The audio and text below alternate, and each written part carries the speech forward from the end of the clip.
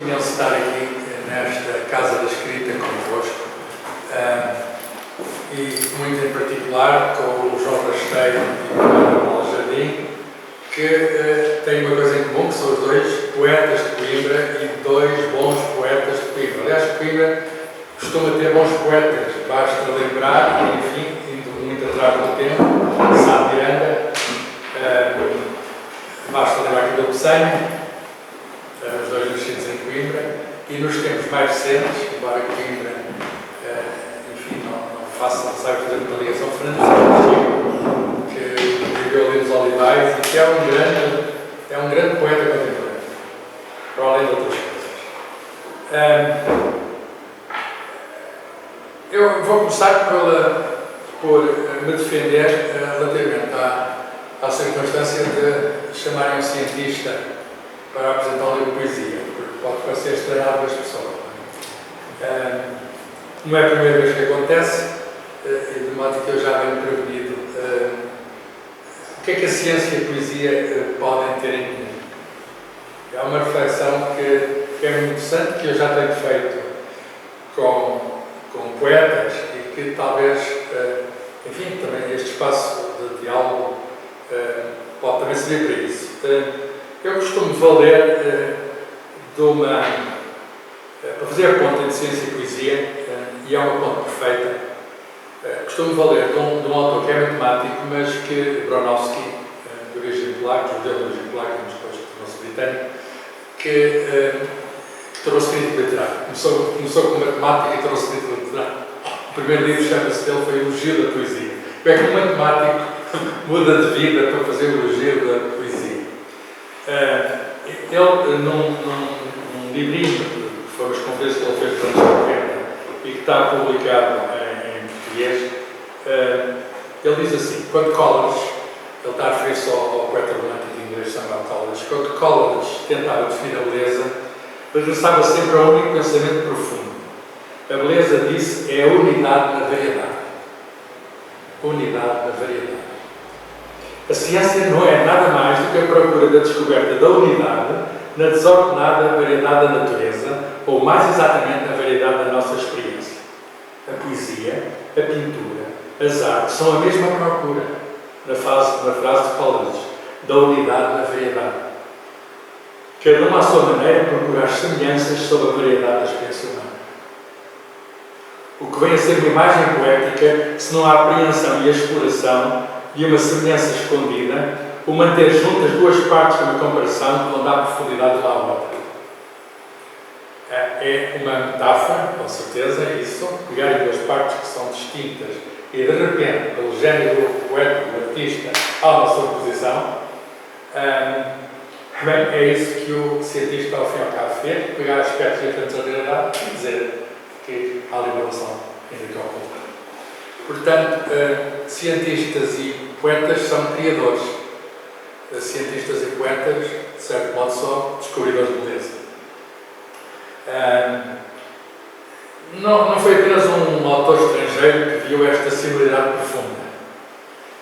Há um autor português, olha, dos anos 50, também um homem proscrito pelo regime, também matemático, curiosamente, António Louco e que depois fazia traduções, traduzia os clássicos, e tem um livrinho na Portugal, a editora 1955, eu ainda não era nascido, intitulado Ciência e Poesia, que diz a mesma coisa por outras palavras. É curioso, portanto, os portugueses não têm, eu acho que ele não o leu. O mundo que se oferece à contemplação do sábio e do poeta é o mesmo. Cada um vê, porém, uma luz diferente, são perspectivas diversas. No fundo da ciência e da poesia está a própria vida, com as suas elucidações, as suas leis, em que nenhum homem pode faltar-se. Portanto, por trás do poeta, por trás do cientista, está o mundo, a vida no mundo, com a diferença óbvia, não é? Que há mais margem de subjetividade na arte, porque a imaginação do cientista tende a se fingir à imaginação da natureza, ao passo que, apesar de ter as suas limitações, a imaginação do poeta pode, enfim, pelo menos sonhar ir muito além daquilo que chamamos mundo ou natureza. Ana Paula Jardim estreou-se na poesia o ano passado, não foi há muito tempo. Mas ainda há tempo. Eu lembro-me que o poeta António Gedeão, que é o professor de Física da UNCAR, e veja como ciência e poesia podem estar na mesma pessoa, estreou-se exatamente nesta cidade de Coimbra quando tinha 50 anos. E fez uma obra completa que ele decidiu encerrar, escrever poemas póstumos. E é curioso que arranjou o pseudónimo, ocultou da mulher, publicou na Atlântida, até concorreu nos Jogos Florais, ganhos pelo Miguel Torga, depois abdicou em favor dos novos. O novo tinha 50 anos. Pode ser sempre novo, e a poesia é uma forma de mostrar a nossa juventude. É uma forma de anulação do tempo. E Ana Paula Jardim estreou-se, e eu devo dizer que fiquei muito impressionado com a estreia dela. Eu já a conhecia, não nos conhecemos muito, mas tenho um livro, ela tem um livro em que tem também o meu nome. Ela editou este livro em 2005, chamado 10 livros que mudaram o mundo. Trabalhou e trabalha no município de Oeiras e na altura chamou-me, em 2004, foi um ano antes, da organização da Ana Isabel Santos e Ana Paula Jardim. E foi nessa altura que eu a conheci. E até me pôs aqui, não sei porquê, em primeiro. A Câmara de Oeiras escolheu 10 livros marcantes. Foi a primeira. Era a cronológica. Puseram antes, imaginem, do Adriano Moreira, enfim, uma série de nomes, Carlos Amaral Dias, etc. Começámos com um livro sobre o Stefanópolis. E eu fui agora ler, etc. Quando era mais novo, até escrevia coisas que se percebiam. Foi a minha conclusão. É engraçado, estamos a falar da memória, mas a escrita tem esta propriedade de ajudar a memória. Aliás, é o maior ajuda da memória. Eu sei que também há as imagens, etc. Mas a escrita tem. Eu acho que vai durar mais tempo que as imagens. Sobre a memória e a escrita. Foi agora atribuído o Prémio Nobel da Literatura a uma escritora francesa, Annie Ernaux, cujos escritos, tem 17 livros, são praticamente todos transcrições de memória. Significa que é uma escrita muito autobiográfica. E ela diz, como se fosse preciso justificar-se, não é? Os poetas não precisam de justificação. Os cientistas têm de arranjar. Os poetas não precisam. Ou não tinham precisado. Ela diz que escrevo para que as coisas não sejam apenas vividas, mas para que existam. Para que durem. Não apenas na memória do indivíduo, ou da indivídua, neste caso, mas na memória humana. A escrita é, de alguma certa modo, a obrigação que nós temos para com a memória não apenas nossa, ainda agora fui ver o meu texto e já não me lembro, se não fosse a escrita, uma parte do que eu fiz ter-se-ia perdido, porque eu pensei, eu vivi, ter-se-ia perdido, mas acima de tudo a memória da humanidade. Os livros são os lugares de memória. Os livros de ficção, parecendo que não, tem também muito parecendo por vezes que não, tem também muito da memória. E no livro anterior da Ana Paula Jardim, em que ela veste o roupão azul, ela aliás diz que escreveu os versos com o roupão azul, e percebe-se, se lerem o livro, perceberão muito bem porque é que ela teve de vestir este roupão, porque é um roupão que fica muito bem, ela se sente confortável, é um roupão de memória. Se já temos lá em casa roupas de memória, roupas que lá estão, mas ficam um bocadinho largas, mas ficava à justa nas pessoas que eu usar e que ficam à justa na nossa mão. Ela tem um poema que eu destaco aqui. Eu acho que a poesia da Ana Paula Jardim é muito para ser não apenas lida, mas lida em voz alta, porque tem um tom de discurso é um discorrer da memória.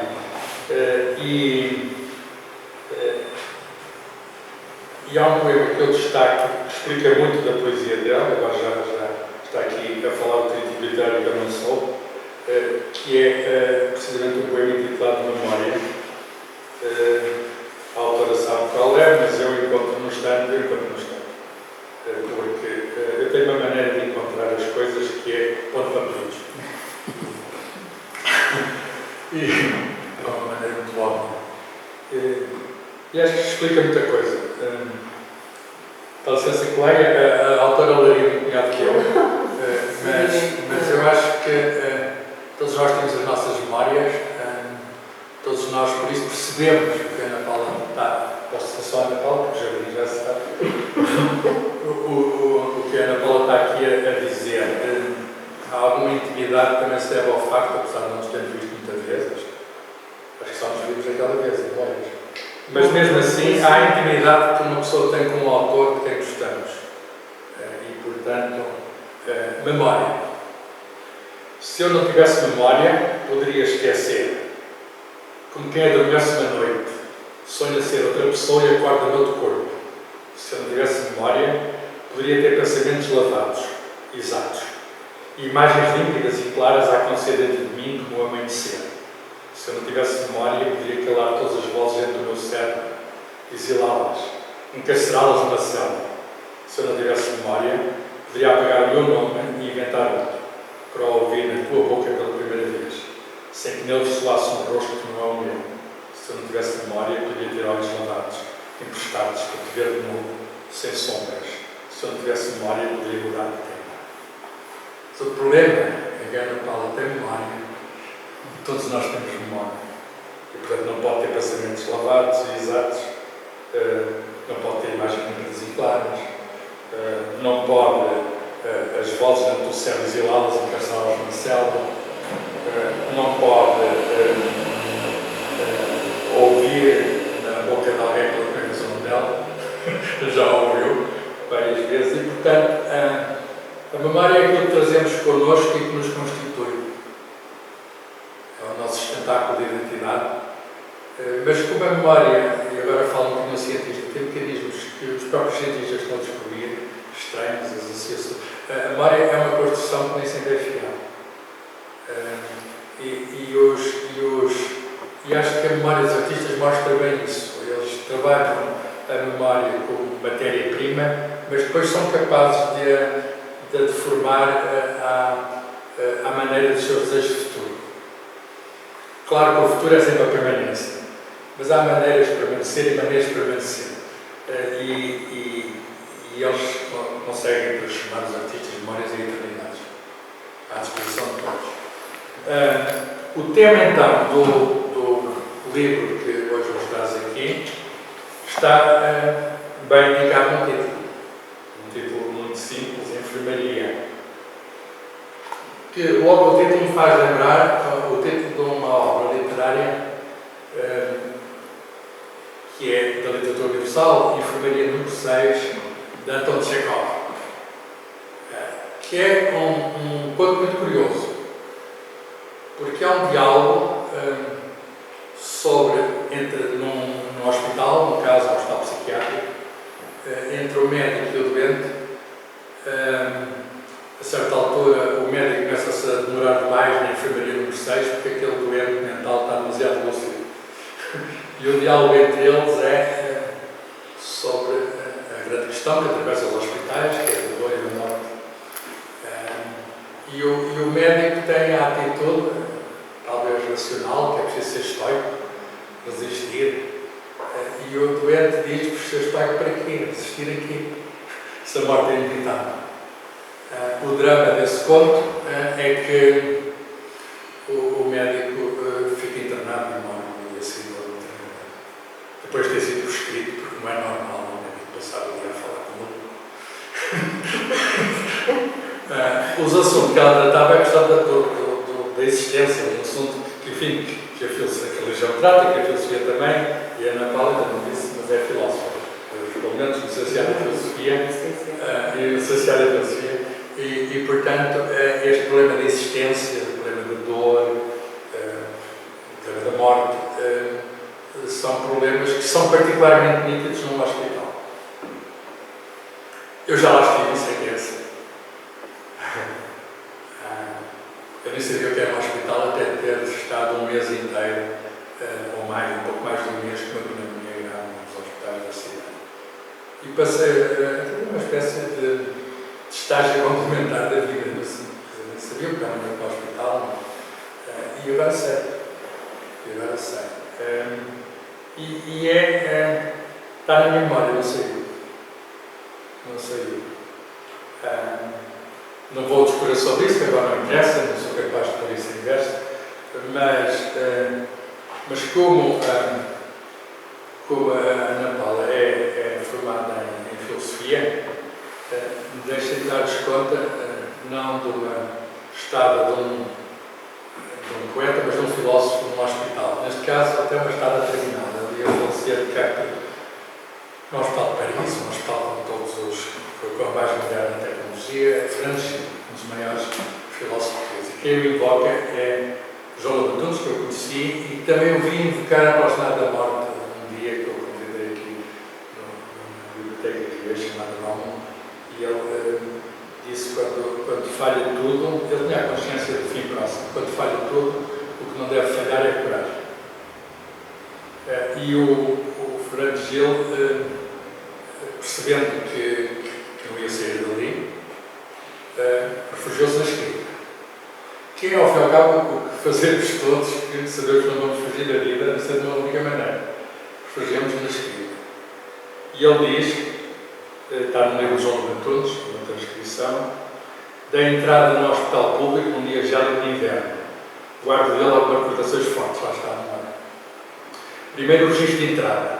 Fiquei cedo até hoje e para sempre, suponho, no arquivo do hospital do Sr. Godinho. Primeiro nome de família dos meus documentos de identidade indexado por um número. A despersonalização. A mim agora no hospital está com o professor Carlos. Quer dizer, penso não dava lá, mas agora é a técnica moderna de personalizar aquilo que de quebrar a distância. São eles. Depois, visto pela janela, o mel infernal de Bruegel, pousado numa árvore desnudada contra um céu brumoso, como se fosse eterno. E a parede de forma uma melopeia de surdina entranhada de choro, cantada por mulheres no quarto vizinho. Os sons de noite no hospital. A medicina deixar de poder ajudar o Sr. Abraham. A enfermeira comovida contou no dia seguinte que o médico ficou até tarde à sua terceira.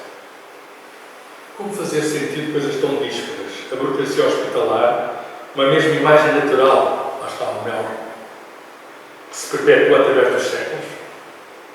Não, estava no tempo do Bruegel. A medicina e os seus limites, a morte e o arcaísmo do grande coletivo. Chora-se da mesma maneira que se chorava há 500 anos. O amor e a piedade. Vamos juntar isto tudo. Pois são estas coisas que a Ana Paula junta neste livro de enfermaria. Enfim, acho que está aqui uma fotografia de uma enfermaria. Não há aqui nenhuma referência geográfica, a não ser no chamado epílogo, em que há aqui uma invocação de Penélope, ou das Penélopes, enfim, há a Ulisses e há as outras, que refere ao Malaguês, e portanto este hospital, enfim, eu não é segredo, vou dizer qual é o hospital e vou me referir a ele, e vou dizer também quais são as minhas memórias desse hospital. É o Hospital dos Covões. O Hospital dos Covões é um sítio de memória da Ana Paula Jardim, como é um sítio de memória de muita gente da cidade, e devia ser um sítio de memória ainda maior, porque o hospital tem já há alguns anos, já vou dizer, e tem uma história muito própria, e há pessoas que habitaram essa história. A Ana Paula Jardim, em pequenina, habitou a história desse hospital. Ou se quiser dizer mais. O meu pai esteve lá várias vezes. Eu sei o que é, portanto. Já lá foi um dia de urgência que o meu pai era conhecido tripular. Infelizmente não foi grave, mas depois teve outras coisas. O meu pai morava em Santa Clara. E era uma escola à espera. Eu fui muitas vezes, por exemplo, na consulta do glaucoma, ele tinha diabetes, consulta da retinopatia diabética, e sei o que é estar ali de uma manhã inteira. Enfim, não havia belos, apesar de haver jardins e galhos, não havia os belos do Bruno. Mas a espera é uma coisa terrível. Ele e muita gente estamos ali à espera. Foi antes do Covid, e sei de amigos que estiveram nesse hospital por causa do Covid. E as experiências que eles contaram, o Hospital dos Cordões, vou tratar pelo nome mais comum que é conhecido, chama-se Hospital Geral, Hospital dos Cordões, foi inaugurado em 1935, com base numa escola chamada Propátria, que tinha sido fundada pela colónia portuguesa do Brasil, no Rio de Janeiro, para auxiliar os órfãos portugueses da Primeira Guerra. E, portanto, é um movimento patriótico vindo de fora. Mas, a certa altura, o Marcelo Barreto, que era dirigente da chamada Junta Distrital e Eleitoral, achou que aquilo era um ótimo sítio para fazer um hospital de sanatório de tuberculose. E assim foi. Ele abre em 1925, foi doado pela colónia, mas chamava-se Hospital Sanatório da Colónia Portuguesa do Brasil.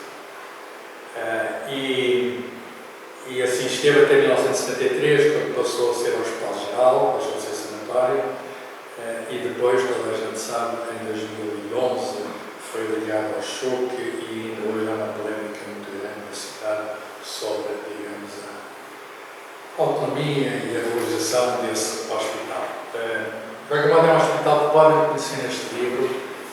Não há muitos hospitais como este no país, primeiro construído em 1935, com base numa colónia escola, depois que tenham não só enfermarias, salas de cirurgias, todos têm, mas jardins, galerias de cura, eu acho o nome muito interessante, galerias de cura, e o nome vem dos sanatórios. Estamos no tempo em que o tuberculose era um flagelo, a tísica era o nome que se dava, a tísica bem de dor, tísica. Mas tinha, imagina, está aqui, tinha, refeitórios todos têm, mas cinematógrafo, não há muitos hospitais com cinematógrafo. Cinema, portanto, tinha esplanadas, não há muitos hospitais com esplanadas, tinha biblioteca, tinha capela todos em geral têm, mas tinha, portanto, uma série de funções. Era uma cidade feita num sítio, construída num sítio relativamente isolado, que chamava-se até um sanatório planície, em contraste com os sanatórios de montanha ou marítimos. E aquilo, no início, era uma coisa do melhor que havia. É o que acontece com as coisas que em Portugal quando estão no início, são o melhor que há. Há uma coisa chamada entropia, que se mete pelo meio, é uma coisa também da lei da física. A entropia diz aqui, numa tese que foi feita sobre o Hospital Sanatório da Colónia Portuguesa do Brasil, diz aqui que um médico de Davos é um dos melhores hospitais sanatoriais do mundo. Aliás, agora fala-se muito em conferência, mas devia-se falar do hospital onde se passa a montanha mágica, do Thomas Mann. A tuberculose é uma grande literatura. Também em Portugal. Sai vento, morreu disso agora. António Nobre também. Está o Sol, que morou aqui perto, e todo atravessado pela tuberculose. Já agora, um poeta português que tem lá uma placa, também cheia de entropia, a cair, é o António Aleixo. No início está mesmo entrando no hospital. Mas não está bem tratado. Não está mesmo. O António Aleixo é um dos nossos poetas, é um poeta popular, eu sei, por isso também tinha a galeria daqueles diadetes, mas é um poeta com enorme valor, nascido em Vila Real Santo António, e depois morreu em Bolé, mas passou aqui tempos onde fez muita da sua poesia, que as pessoas repetem, foi feita. E já agora ela foi valorizada e conservada por um outro grande artista, que é o Tossan, também do Algarve, e que fez também aqui, que foi o grande, não é apenas caricaturista, mas desenhador. Para não falar, eu não falo, estou a falar da arte e depois há um médico pneumologista, que já viu no hospital, o Pata, que é um pneumologista, fizeram uma homenagem, que acompanhou Portanto, este hospital tem relação com as artes, tem relação com a nossa memória coletiva, e é neste sítio que o médico vindo de Davos, o Dr. Alfred Charles, eu não pareço muito nome, que diz que o Sanatório da Colónia Portuguesa deixou maravilhado. Digo que no género nada vi tão bom, como julgo que nada existe tão bom. Isto é o Barreto a dizer do que o Carlson disse. E diz um jornalista português, João Paulo Freire, em 1950, percorri todo o sanatório e perguntava constantemente a mim próprio se estava no sanatório hospital ou num confortável hotel de categoria. Ambos corredores, asseio de pintado, ausência completa de cheiros, principalmente aqueles cheiros agradáveis dos hospitais. Visitei a cozinha, o modelo da sepsia, o cinema alegre e gracioso, a capela encantadora de simplicidade, o serviço de cirurgia, as livrarias de cura, as suas lindíssimas salas de estar, as suas enfermarias estuantes de claridade, estuantes é bonito, já não é esta palavra, estuantes de claridade e de conforto, os seus terraços de verão de ilimitados horizontes, as salas de jantar, mariam muitos hotéis de primeira ordem, possuí-las assim, e tudo o que se ia vendo, compreendia a razão porque este sanatório é considerado o primeiro sanatório em Portugal para tuberculose. Ora bem, isto foi no início, porque o tempo é o grande estragador. E as enfermarias da memória, que é já, enfim, um pouco já posterior a isso, estas são memórias de 1950.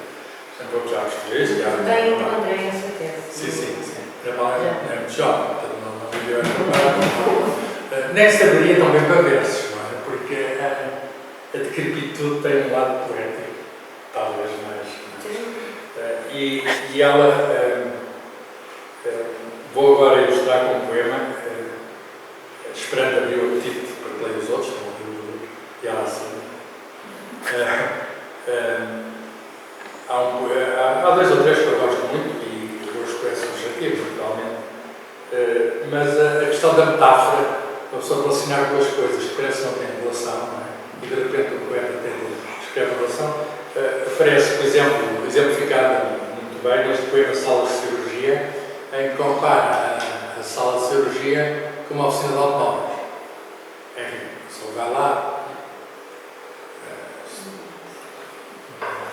substituir os pneus, uma peça de dentro não funciona. Então, se faz favor, se me permite, o poema representativo escolho salas de cirurgia, porque representa bem a metáfora, a associação. São sítios de reparação. A palavra reparação também tem muito sentido. Mas são sítios de reparação. Salas de cirurgia têm passageiros e mesas à espera de reparação, para seguir viagem.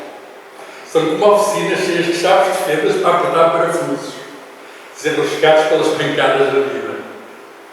Nos oficinas bichas, salas de cirurgias, têm sacerdotes vestidos, como mecânicos de batinas verdes escuras, plástico, com luvas coladas aos dedos e o espírito nas mãos dos outros a resgatar almas feridas, em despistes a fazê-las regressar encaixadas no corpo, como um motor restaurado. Salas de cirurgia são como capelas com altares, cheias de apóstolos e calos de salvação. Espalhados nas salas de cirurgia, ficaste tu, deitado, de rosto desfigurado e desconcertado. Não sabemos quem é o tu, mas pode ser um qualquer. Acontece-nos de vez em quando ir parar às salas de cirurgia, muitas vezes que eu lá foi para tirar a tiroide, aliás o próprio nome de tiroide é para tirar. Não se importa de tirar a tiroide, perguntaram-me pela folha de chave burocrático e eu assinei, toda a responsabilidade de tirar a tiroide era minha. Mas eles é que tiravam, pode ficar sem voz, disseram, não faz mal, não se perde. Eu poderia apresentar mais um livro, mas estava tudo previsto que eu assinei, e cá estou eu, tendo substituído a tiroide por um comprimido de água. Então, enfim, preferia a tiroide, mas assim presto as minhas homenagens aos deuses da farmácia. Eu não sei quem é que estava naquela sala de cirurgia, mas sei quem é que está neste livro e no anterior. E agora vou desvendar um bocadinho, sem dizer muito, mas percebe-se, acho que se percebe, não é preciso. Eu estava lá o pai na Paula Jardim, trabalhou muito tempo naquele hospital. Sim, mas eu gosto destas urgências. Gosto destas urgências. Aquilo da oficina de automóveis tem que ser dito. O pai guiava um automóvel, Aliás, isto percebe-se o consulto que diz a marca Volkswagen. Isso era o carro pessoal. Ah, isso era o pessoal, está bem, mas Eram Mercedes. era um Mercedes, aliás, um Mercedes. Eles tinham um Volkswagen onde ela fazia grandes viagens. Eu tenho os versos até na minha memória, porque os versos são marcantes. Há um que diz que o carro, eu lembro do fim de semana que o meu pai também me levava a passear de carro.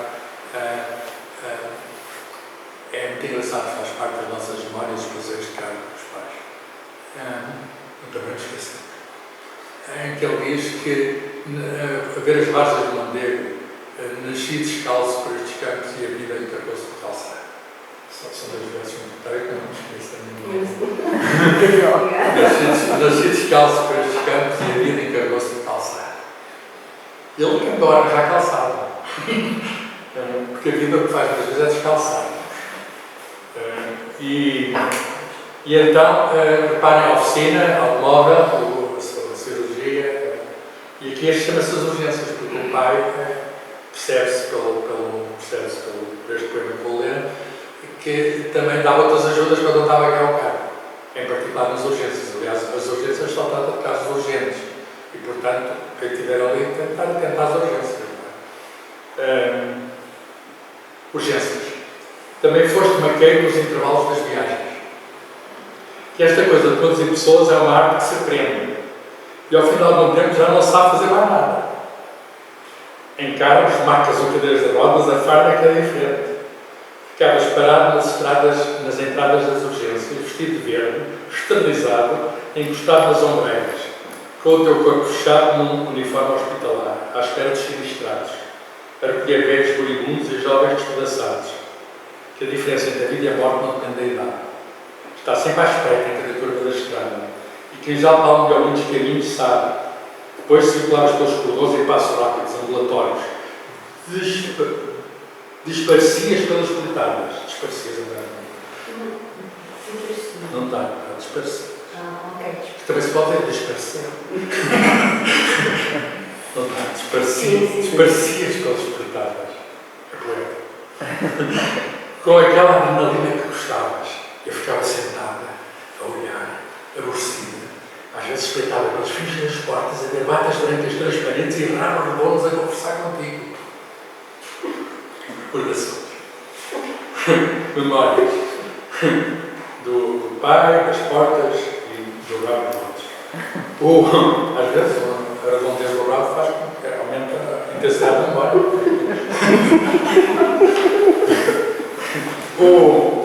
Não, eu tentei dar um toque a isto. Eu acho que só ler mais um, para perceberem o afeto, a carga que estas memórias trazem. Este não se passa num hospital, passa-se no sítio que, de algum modo, é uma farmácia que todos temos em casa, que é a casa de banho. A gente prepara a obra dos medicamentos, misturados com os perfumes, etc., comprimidos para quem não tem tiroide e outras coisas. Não vou dizer o resto porque preciso. Mas ela vai à farmácia numa casa e a farmácia é a casa bem da casa. E diz, não é mais nada, não sei que me provoca, mas este chega. Já é o terceiro e espero que leiam também depois que quiserem em biblioteca ou punção lombar. A punção lombar é uma metáfora muito forte. Que resume também, tal como a memória resumia tudo, a punção lombar, se me permite, eu acho, se eu fosse criatividade, que resume tudo. Está lá dentro, não sei se está. É doloroso fazer a punção lombar para este livro, é o resultado disso. Então a farmácia é a casa de banho. De repente, no silêncio absoluto da manhã, de inverno, entras com os pés gelados na tua velha casa de banho, como as meias que encontraste esquecidas numa gaveta do quarto. Ficas a olhar para as prateleiras, cheias de frascos antigos e rótulos elegíveis, desgastados, com restos de água de colónia e a marca de uns dentes, desbotados. Tiras a tampa para libertar o seu perfume, como quem desengarrafa a alma de alguém e a encontra armada numa farmácia. Ao lado de escovas de dentes, tirados de barbear e afracheiros. Ficaram esquecidos, posterior, e muitos sabonetes de lavanda, ainda embrulhados, e um cheiro masculino no ar. Não é preciso muito espaço, nem muitos objetos para contar a nossa história. Só 6 sentidos, com a nossa existência entrançada, pentes velhos entre frascos de medicamentos, uma jarra de louça chinesa, pequena, azul e horrível. Ao lado, no fim, encostas a porta e fechas os olhos dentro do espelho com a figura do teu pai, no frente.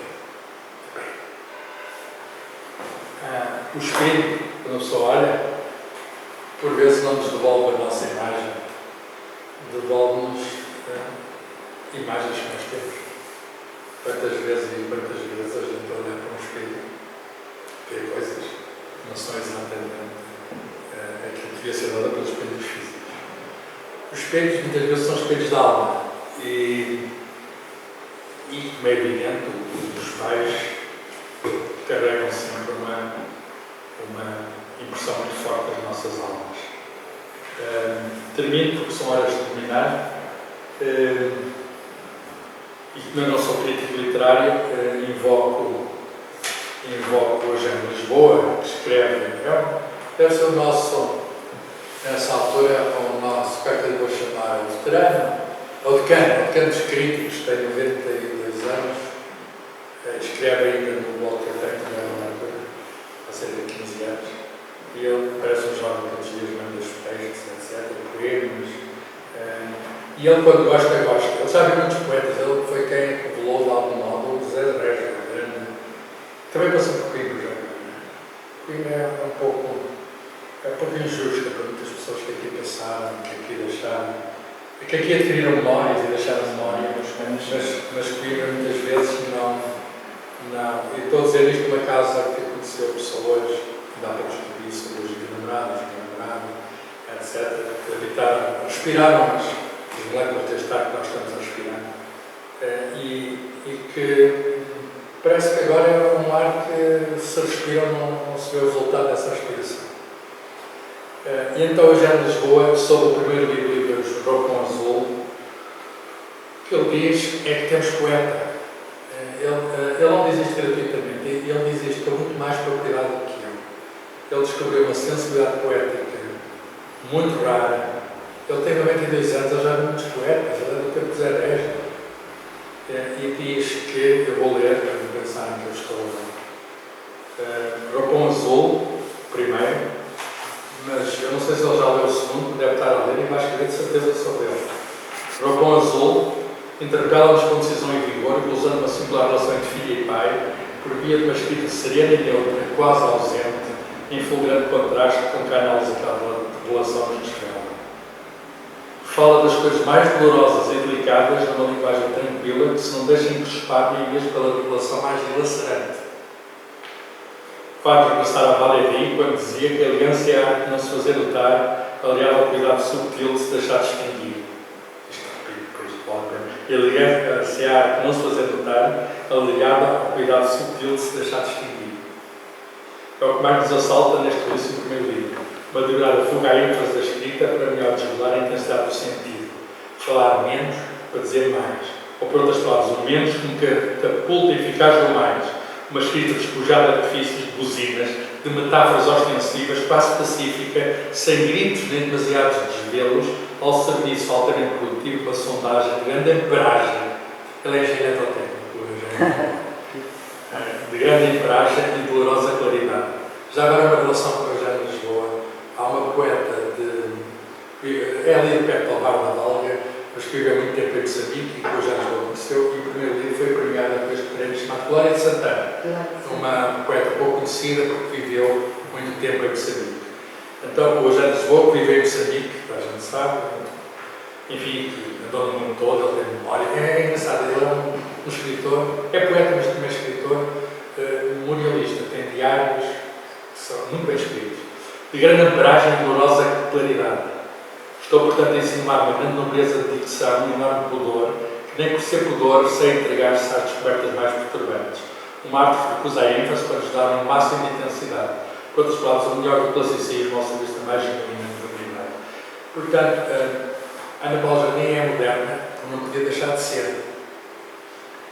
O Salvador Dalí dizia aos escritores: não temam ser modernos, porque é a única coisa que podiam evitar. E a única coisa que nós não podemos evitar é ser modernos. Alguns tentam ser pós-modernos para fugir à modernidade, mas fica-lhes mal essa fuga. Ela certeza contemporânea, mas traz dentro dela,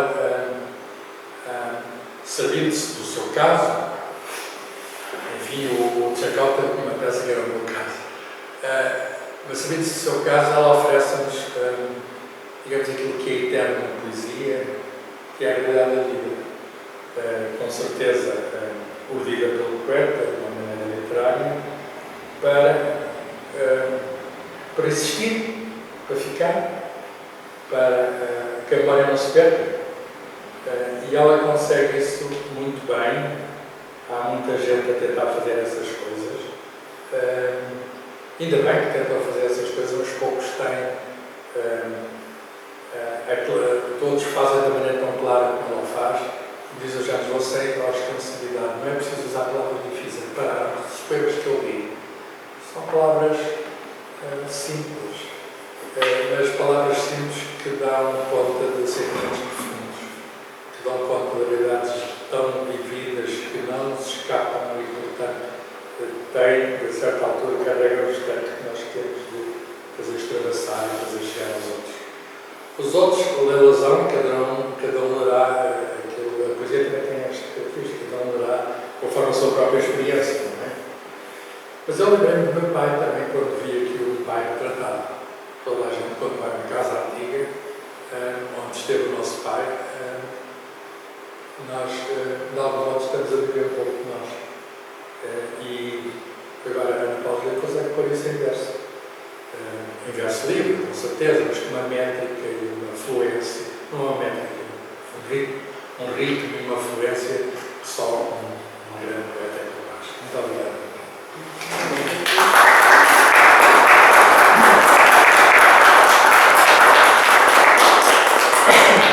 Bom, eu vou só dizer umas breves palavras. Desta vez não preparei nenhum texto, como costumo fazer.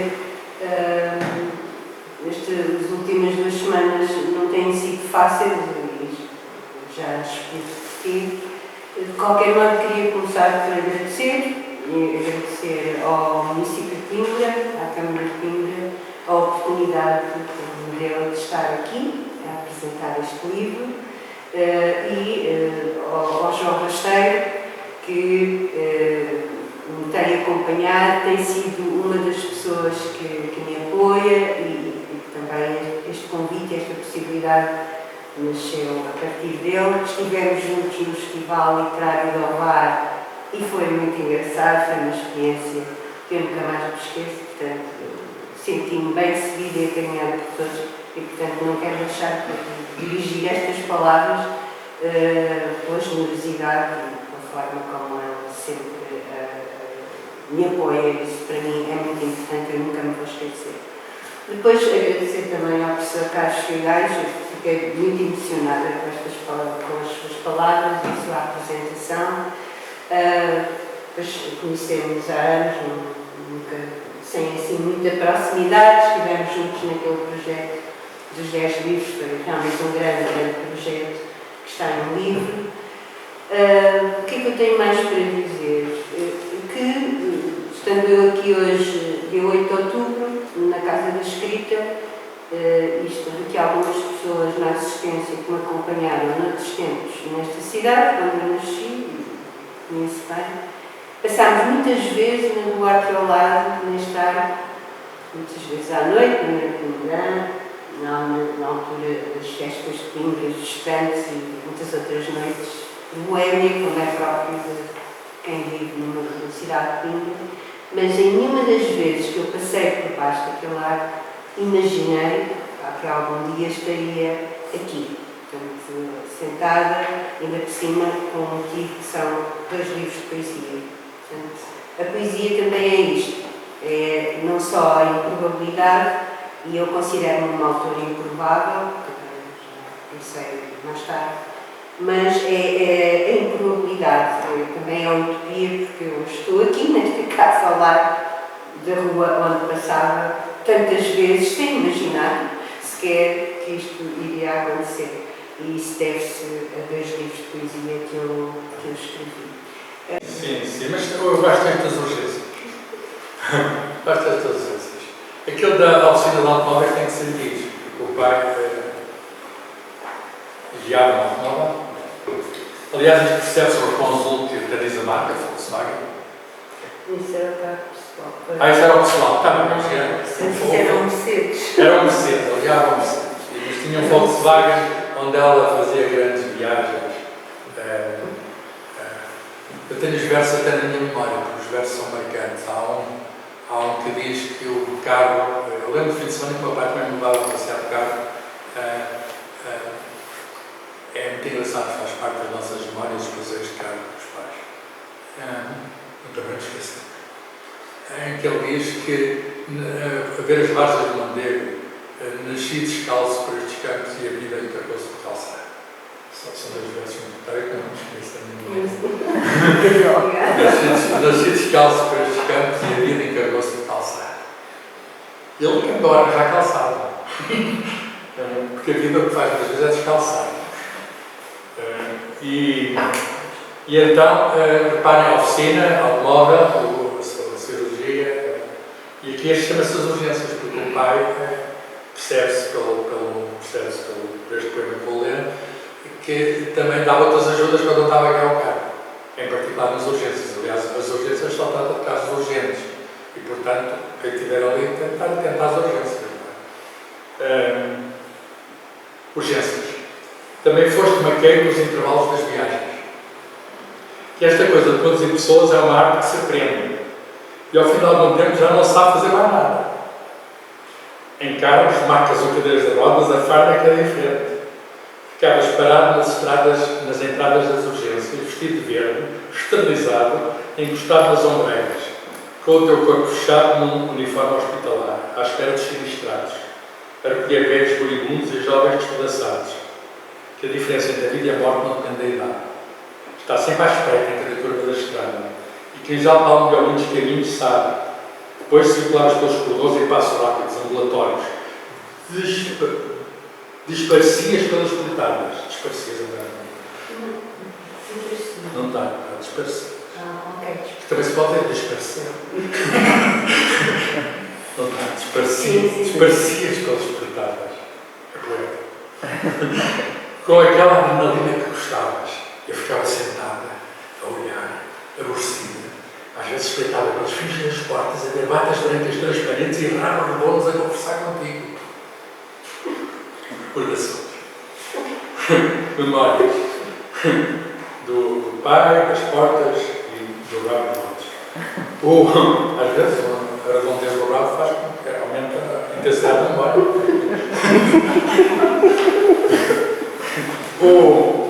Não, eu tenho dar um toque a isto. Eu acho que só ler mais um, para perceberem o afeto, a carga que estas memórias trazem.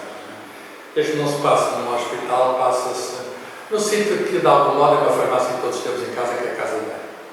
A gente prepara a dos medicamentos, misturados com os perfumes, etc., comprimidos para quem não tem tiroide e outras coisas. Não vou dizer o resto porque preciso. Mas ela vai à farmácia numa casa e a farmácia é a casa bem da casa. E diz, não é mais nada, não sei o que me provoca, mas este chega. Já é o terceiro e espero que leiam também depois, se quiserem, em biblioteca ou punção lombar. Punção lombar é uma metáfora muito forte. Que resume também, tal como a outra memória resumia tudo, a punção lombar, se me permite, eu acho, se eu fosse quantidades que resume tudo. Está lá dentro, já está. É doloroso fazer a punção lombar para este livro, é o resultado disso. Então a farmácia é a casa de banho. De repente, no silêncio absoluto da manhã, de inverno, entras com os pés gelados na tua velha casa de banho, com umas meias que encontraste esquecidas numa gaveta do quarto. Ficas a olhar para as prateleiras, cheias de frascos antigos e rótulos elegíveis, desgastados, com restos de água de colónia e a marca de uns dentes, desbotados. Tiras a tampa para libertar o seu perfume, como quem desengarrafa a alma de alguém que é encontrada armada numa farmácia. Ao lado escovas de dentes, cidades de barbear e aftershakes. Ficaram esquecidos, posterior, e muitos sabonetes de lavanda ainda embrulhados, e um cheiro masculino no ar.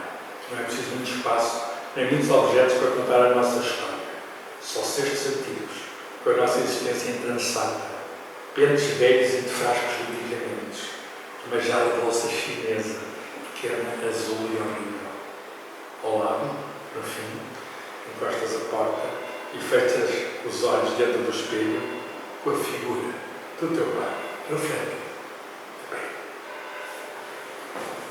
O espelho, quando a pessoa olha, por vezes não nos devolve a nossa imagem, devolve-nos imagens que nós temos. Quantas vezes a gente olha para um espelho, vê coisas que não são exatamente aquilo que devia ser dado pelos espelhos físicos.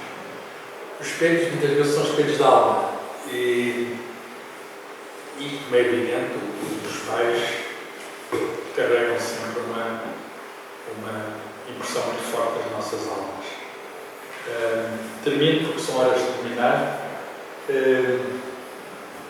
e como eu não sou crítico literário, invoco hoje em Lisboa, que escreve, deve ser o nosso, nessa altura, o nosso, como é que eu vou chamar, o veterano, ou decano dos críticos, tem 92 anos, escreve ainda no Walter Tecno, há cerca de 15 anos, e ele parece um jovem todos os dias, manda os textos, etc., poemas, e ele quando gosta. Ele já viu muitos poetas, ele foi quem revelou de algum modo o José de Reis, também passou por Coimbra já. Coimbra é um pouco injusta para muitas pessoas que aqui passaram, que aqui deixaram, que aqui adquiriram memórias e deixaram memórias, mas Coimbra muitas vezes não. E estou a dizer isto numa casa que conheceu pessoas, ainda há poucos que vi sobre os namorados, etc., que habitaram, respiraram as moléculas deste ar que nós estamos a respirar. E que parece que agora é um ar que se respira não se vê o resultado dessa respiração. E então hoje em Lisboa, sob o primeiro livro de Rocon Azul, o que ele diz é que temos poeta. Ele não diz isto gratuitamente, ele diz isto com muito mais propriedade do que eu. Ele descobriu uma sensibilidade poética muito rara. Ele tem 92 anos, ele já viu muitos poetas, ele é do tempo de Zé Régio. E diz que, eu vou ler, para não pensarem que eu estou Rocon Azul, primeiro, mas eu não sei se ele já leu o segundo, deve estar a ler e vai escrever de certeza sobre ele. Rocon Azul interpela-nos com decisão e vigor, usando uma singular relação entre filho e pai, por via de uma escrita serena e neutra, quase ausente, em fulgurante contraste com que a análise da revelação nos descreve. Fala das coisas mais dolorosas e delicadas numa linguagem tranquila que se não deixa encrespar nem mesmo pela revelação mais dilacerante. Faz regressar a Valéry quando dizia que a elegância é a arte de não se fazer notar, aliada ao cuidado subtil de se deixar distinguir. Elegância é a arte de não se fazer notar, aliada ao cuidado subtil de se deixar distinguir. É o que mais nos assalta neste belíssimo primeiro livro. Uma deliberada fuga à ênfase da escrita para melhor desvelar a intensidade do sentido. Falar menos para dizer mais. Ou, por outras palavras, o menos como catapulta eficaz do mais. Uma escrita despojada de artifícios, de buzinas, de metáforas ostensivas, quase pacífica, sem gritos nem demasiados desvelos, ao serviço altamente produtivo de uma sondagem de grande amperagem. Ele é engenheiro técnico, de grande amperagem e dolorosa claridade. Já agora uma relação com a Eugénia de Lisboa. Há uma poeta é ali de perto do Bar da Valga, mas que viveu muito tempo em Moçambique e que hoje já conheceu, e o primeiro livro foi premiado com este prémio chamado Glória de Santana. Uma poeta pouco conhecida porque viveu muito tempo em Moçambique. Então, o Eugénia de Lisboa, que viveu em Moçambique, a gente sabe, enfim, que andou no mundo todo, ele tem memória. É engraçado, ele é um escritor, é poeta, mas também é escritor, memorialista, tem diários que são muito bem escritos, de grande amperagem e dolorosa claridade. Estou, portanto, a insinuar uma grande nobreza de dicção e um enorme pudor, que nem por ser pudor sei entregar-se às descobertas mais perturbantes. Uma arte que recusa a ênfase para nos dar um máximo de intensidade. Por outras palavras, o melhor do classicismo, ao serviço da mais genuína modernidade. Portanto, Ana Paula Jardim é moderna, como não podia deixar de ser. O Salvador Dalí dizia aos pintores: não temam ser modernos, porque é a única coisa que podiam evitar. E a única coisa que nós não podemos evitar é ser mudante. Ela tenta ser pós-mudante para fugir à modernidade, mas fica-lhes mal essa fuga. Ela é uma poeta, com certeza, contemporânea, mas traz dentro dela, sabendo-se do seu caso, enfim, o Chacauta tinha uma peça que era o meu caso, mas sabendo-se do seu caso, ela oferece-nos, digamos, aquilo que é eterno na poesia, que é a realidade da vida. Com certeza, urdida pelo poeta, de uma maneira literária,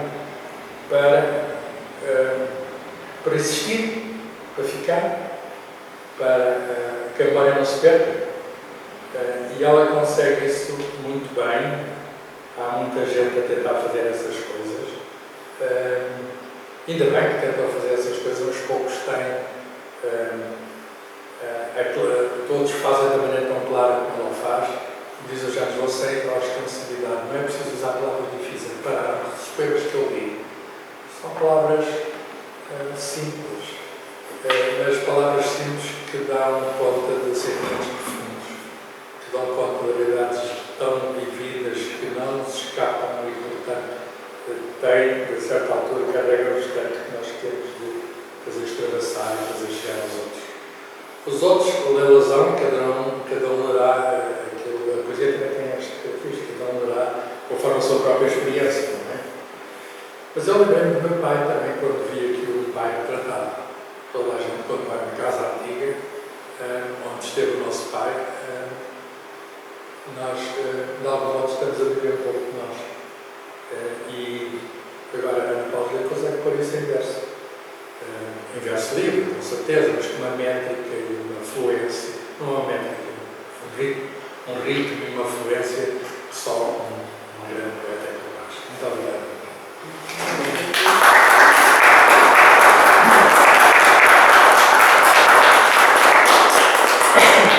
Bom, eu vou só dizer umas breves palavras. Desta vez não preparei nenhum texto, como costumo fazer. Estas últimas 2 semanas não têm sido fáceis e já explico porquê. De qualquer modo, queria começar por agradecer ao município de Coimbra, à Câmara de Coimbra, a oportunidade que me deu de estar aqui a apresentar este livro e ao João Rasteiro, que me tem acompanhado, tem sido uma das pessoas que me apoia e também este convite, esta possibilidade nasceu a partir dele. Estivemos juntos no Festival Literário de Ovar e foi muito engraçado, foi uma experiência que eu nunca mais me esqueço, portanto senti-me bem recebida e acarinhada por todos e portanto não quero deixar de dirigir estas palavras pela generosidade e pela forma como ela sempre me apoia. Isso para mim é muito importante, eu nunca me vou esquecer. Depois agradecer também ao professor Carlos Figueiredo, eu fiquei muito emocionada com as suas palavras e a sua apresentação. Depois conhecemos há anos, nunca, sem assim muita proximidade, estivemos juntos naquele projeto dos 10 livros, foi realmente um grande projeto que está no livro. O que é que eu tenho mais para dizer? Que, estando eu aqui hoje, dia 8 de outubro, na Casa da Escrita, isto de que algumas pessoas na assistência que me acompanharam noutros tempos nesta cidade, quando eu nasci, conheço bem, passámos muitas vezes na rua aqui ao lado, neste ar, muitas vezes à noite, no verão, na altura das festas de Coimbra, dos estantes e muitas outras noites de Boémia, como é próprio de quem vive numa cidade de Coimbra. Mas em nenhuma das vezes que eu passei por baixo daquele ar, imaginei que algum dia estaria aqui, portanto, sentada, ainda por cima, com um motivo que são 2 livros de poesia. Portanto, a poesia também é isto, é não só a improbabilidade, e eu considero-me uma autora improvável, que pensei mais tarde, mas é a improbabilidade, também é a utopia, porque eu estou aqui nesta casa ao lado da rua onde passava tantas vezes, sem imaginar sequer que isto iria acontecer. e isso deve-se a 2 livros de poesia que eu escrevi. E é isso, não tenho, em relação à relação da poesia com a ciência, pois concordo com tudo o que o professor disse. Lembrei-me imediatamente do António Espião, mas muitos exemplos podem ser referidos, do que se trata do mesmo. É a mesma procura, o mesmo questionamento do sentido da vida. Não sei se o sentido da vida, a poesia dá também esse sentido, pelo menos para nós. E lembrei-me também, já agora só uma curiosidade, na filosofia, são chamados os primeiros os fisiólogos, mas os primeiros filósofos, embora o exemplo que eu vou citar já é um bocadinho posterior do poema de Parménides, que é uma reflexão, depois vai dar origem a toda a teoria platónica, pelo menos eu sou grande precursor, e essa teoria, essa reflexão que é feita sobre o ser e o não ser, está em inverso, não é?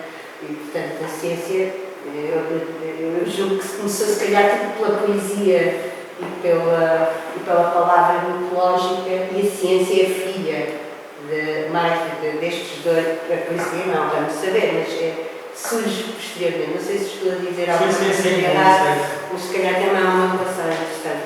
A palavra está no início.